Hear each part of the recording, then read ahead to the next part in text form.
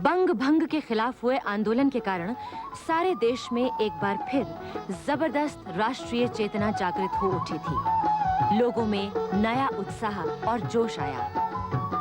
वंदे मातरम, युगांतर और संध्या नामक समाचार पत्रों ने इस आंदोलन को काफी ताकत दी। वंदे मातरम में प्रकाशित अरविंद घोष के लेखों का बड़ा गहरा प्रभाव पड़ता था। उनके जोशीले लेखों से सरकार बहुत परेशान हो रही थी। दूसरी ओर वारिंद्र कुमार घोष और भूपेंद्र नाथ दत्त द्वारा प्रकाशित युगांतर भी इतना लोकप्रिय था कि उसकी प्रतियां हाथों हाथ बिक जाती थीं।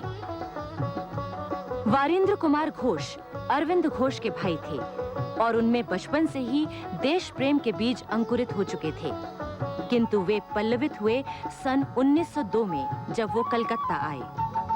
उस समय जगह जगह अनुशीलन समितियां स्वदेशी का प्रचार कर रही थीं, पर सरकार ने इन समितियों को दबाना शुरू कर दिया।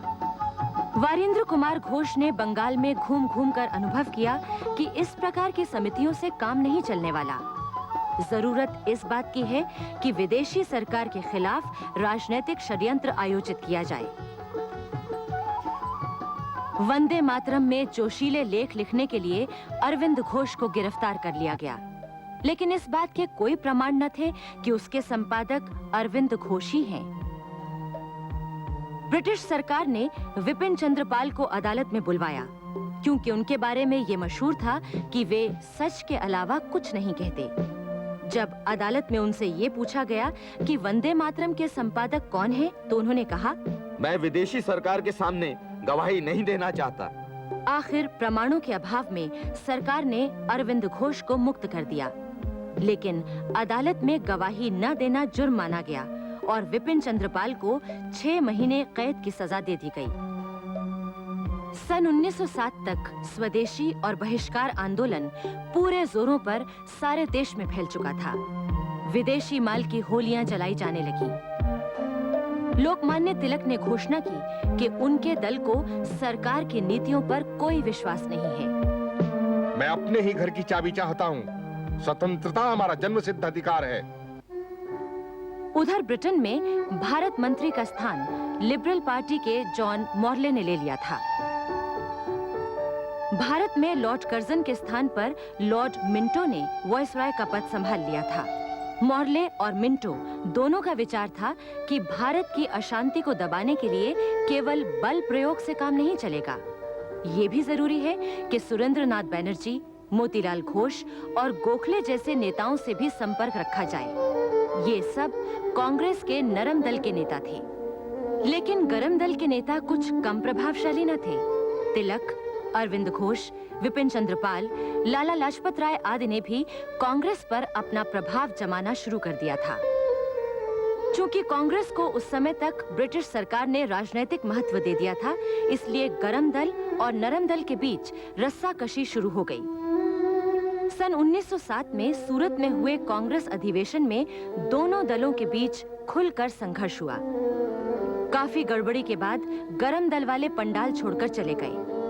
अधिवेशन की कार्रवाई नरम दल वालों ने चलाई। वहां उपस्थित 1600 प्रतिनिधियों में से केवल 900 गरम दल के साथ हो गए। उन दिनों वंदे मातरम कहना कानूनी अपराध था। मेदिनीपुर बंगाल में एक कृषि प्रदर्शनी लगी थी। उसमें एक लड़का कुछ पुस्तकें लिए चिल्ला रहा था, हमारी माँ के टुकड़े करने वाले अंग्रेजों के काले कारनामे इस पुस्तक में पढ़िए और पुकारिए वंदे मातरम। अचानक उस लड़के के अध्यापक वहां आ गए। उन्होंने समझाया, खुदीराम, ये सब बंद करो। जानते नहीं वंदे मातरम कहना विद्रोह करना है। खुदीराम बोला, तो मैं विद्रोही ही सही। आखिर कुछ देर बाद पुलिस ने उसे पकड़ लिया। उसे पुलिस ने इतना पीटा कि वो लहूलुहान हो गया। उस पर विद्रोह करने का मुकदमा चला, परंतु उसके खिलाफ सबूत न थे। आखिर जज ने उसे छोड़ दिया। कुछ समय बाद मुजफ्फरपुर के मैजिस्ट्रेट किंग्स फोर्ट की बग्घी पर बम फेंकने के अपराध के लिए खुदीराम बोस को फांसी की सजा दे दी गई। खुदीराम बोस के बलिदान से सारा देश दहल उठा था। बाल गंगाधर तिलक ने इस बारे में केसरी में कुछ तीखे अग्रलेख लिखे। बस ब्रिटिश सरकार को मौका मिल गया। उस समय तिलक काल के संपादक परांजपे की पैरवी करने बंबई आए थे। वहीं उन्हें होटल में गिरफ्तार कर लिया गया।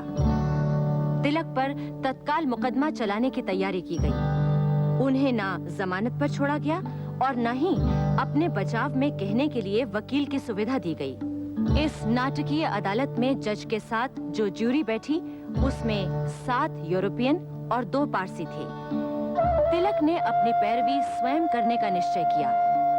इस मुकदमे में तिलक ने 21 घंटे 10 मिनट तक अपने ऊपर लगाए गए अभियोगों का उत्तर दिया। उनकी बहस सुनकर अंग्रेज जज तक घबरा गया, किंतु फैसला तो पहले ही तय हो चुका था।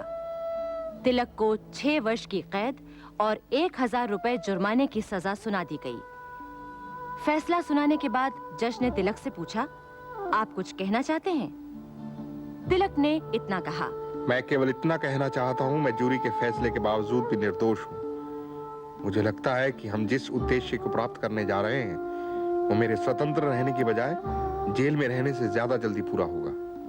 तिलक को दी गई इस सजा के खिलाफ देश भर में आंदोलन हुए। ब्रिटिश सरकार का दमन चक्र चला। देश भर में गिरफ्तारियां हुई।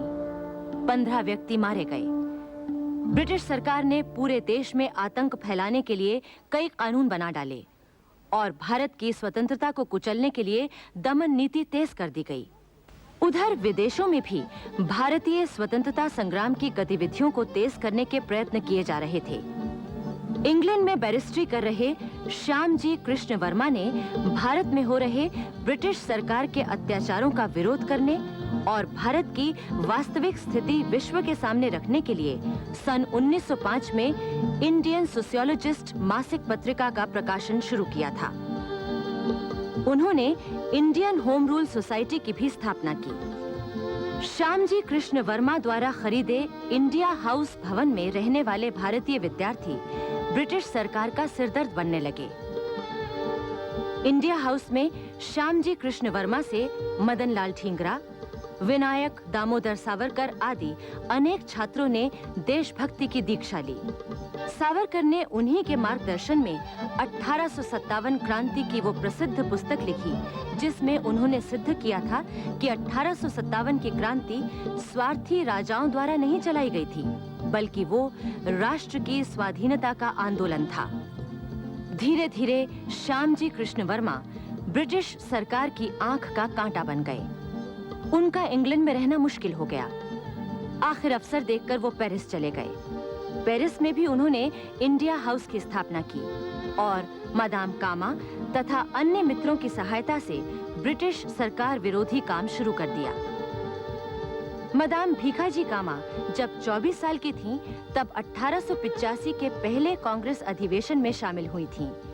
तभी से उनमें देश सेवा की लगन लग गई थी। जब वो 40 वर्ष की थीं, अपना इलाज कराने इंग्लैंड गईं। वहां उनकी भेंट श्यामजी कृष्ण वर्मा से हुई। उनके कार्यक्रमों से मदाम भीखाजी कामा बहुत प्रभावित हुई। एक दिन मदाम भीखाजी कामा ने लंदन के हाइड पार्क में बड़ा जोरदार भाषण दिया।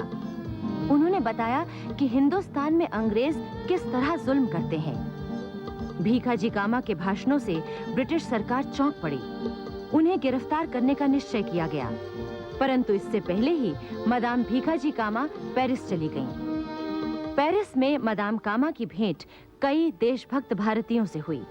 इनमें प्रमुख थे लाला हरदयाल, विनायक दामोदर सावरकर, शापुरजी सकलातवाला, वीरेंद्र चट्टोपाध्याय आदि। सन 1905 में मदाम कामा ने जिनीवा से वंदे मातरम नामक साप्ताहिक प्रकाशित किया, जिसमें भारत में अंग्रेजों के अत्याचारों के बारे में लेख छपते थे। सन 1907 में मदाम भीखाजी कामा अमेरिका गईं और वहां भारत की स्वतंत्रता के बारे में भाषण दिए। उन्होंने Germany, Scotland, Paris, London, New York सभी जगह जाकर अंग्रेजों के खिलाफ भाषण दिए। वो कहती, देश बंधुओं, अपने देश में अपनी स्थिति का ख्याल करो। रूस में देशभक्ति करने वाले वीर माने जाते हैं। अंग्रेज भी उन्हें देशभक्त ही मानते हैं और वही अंग्रेज हमें देशद्रोही और गुनहगार समझकर सजा देते हैं। यह किस लिए? विदेशी शासन का सामना करना ही सच्ची देशभक्ति है। गुलाम जीवन बेकार होता है। सन 1908 में जर्मनी में विभिन्न देशों के 1000 समाजवादियों की परिषद हुई। भारत की प्रतिनिधि बनकर मदाम भीखाजी कामा जर्मनी गईं। वहां सब देशों के राष्ट्रीय ध्वज फहराए गए। इस मौके पर उन्होंने अंग्रेज सरकार के यूनियन जैक की जगह भारत का अपना राष्ट्र ध्वज तैयार करके फहराया। इस राष्ट्र ध्वज में लाल, सफेद और हरे 3 रंग की आड़ी पट्टियां थीं। पहले लाल रंग की पट्टी पर कमल का फूल और 7 सितारे थे। बीच वाली सफेद पट्टी पर वंदे मातरम लिखा हुआ था। नीचे हरे रंग की पट्टी पर सूर्य और अर्धचंद्र का चिन्ह था। 7 सितारे सप्तर्षि की याद दिलाते थे। सूर्य और चंद्र हिंदू मुसलमान की एकता के प्रतीक थे और वंदे मातरम भारत की एकता का मंच था। हमारे देश का पहला राष्ट्र ध्वज यही था। मदाम भीखाजी कामा ने भारत के स्वतंत्रता आंदोलन को विदेशों में प्रचारित करने का जो महान कार्य किया, वो उनकी ऐतिहासिक देन थी।